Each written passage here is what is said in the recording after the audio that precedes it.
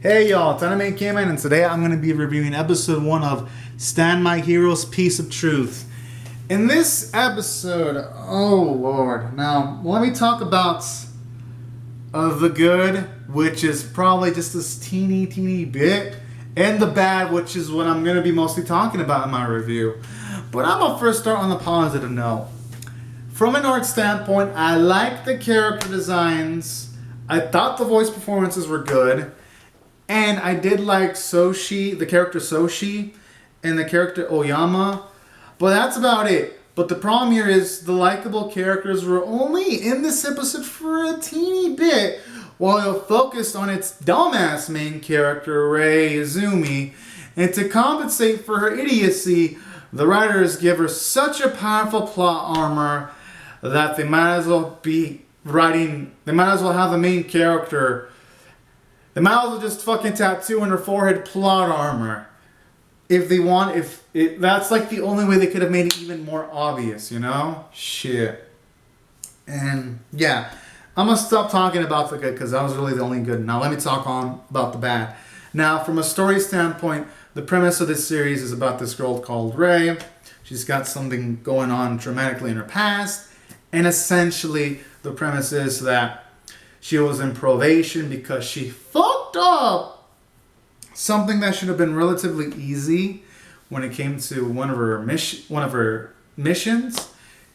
That it was uncharacteristically stupid. I don't even know why I'm not pronouncing shit right now. But anyways, I digress. She does something dumb. She's on probation, and then afterwards, one of her co-workers, Oyama, who's her mentor, pretty much recommends her to get promoted. So then she becomes this person who scouts out other stand candidates, and for the most part they introduce character after character after character, and for the most part the interactions, with the exceptions of the ones involving Oyama and Sori, they're kind of boring, and I'm just like, oh, let's get to the cool shit. And then during the episode, they just make the plot armor obvious by mentioning that the main character is resistant to drugs.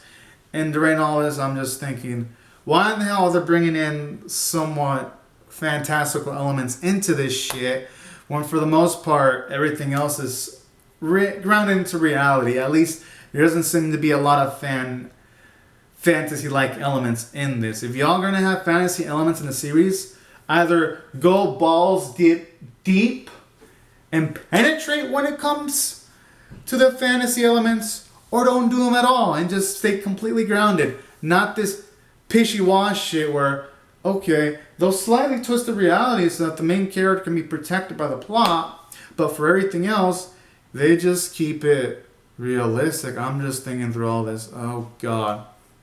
Because afterwards, our main character, Rei, tries to recruit this candidate that could be part of Stand. She runs into like this criminal, and while chasing after this criminal, she takes off her high-heeled shoes, and then she tries to take on this criminal, even though she's completely outmatched physically. And when she's about to be hit, she like does this without even trying to like do much in the way of trying to dodge the man's attack. And I'm just thinking during all this, okay, if you're gonna run after a person, at least have the fucking confidence of taking them on physically. If y'all gonna just ball up in a bit of fear, don't even chase after the motherfuckers. So this episode is doing a good job of making this main character lead uncharacteristically stupid. And let me tell you why this character is uncharacteristically stupid. Because she looks like a woman that's well studied. She's part of like this law enforcement unit. You would think a character, because I'm pretty sure in Japan and multiple countries, at least I know in the US, you've got to at least be well studied. There's a lot of aptitude tests and the physical tests to test out if you can get into law enforcement, let alone getting into things like investigation units or the FBI, where you're testing on a lot of things before you can enter the force. So for a character like this chick to be that fucking dumb, I'm just like, no. I ain't about that because I've seen a lot of like cop investigation series and they handle this shit better than this series, you know? Now, if they would have shown her like try to take the guy on and then she's physically outmatched, but at the very least she tries to parade attacks or defend herself, I'd be like, all right, she's trying her best, she's getting out manhandled, so then boom, Pretty Boy saves her life. That would have been preferable to making the main character a fucking idiot. So that's where this episode loses me. Then of course she gets saved by the white-haired dude, and then afterwards the white-haired dude agrees to like look after her and all that kind of shit. And then the episode ends, and then when it ends, I'm just thinking, thank God it's done.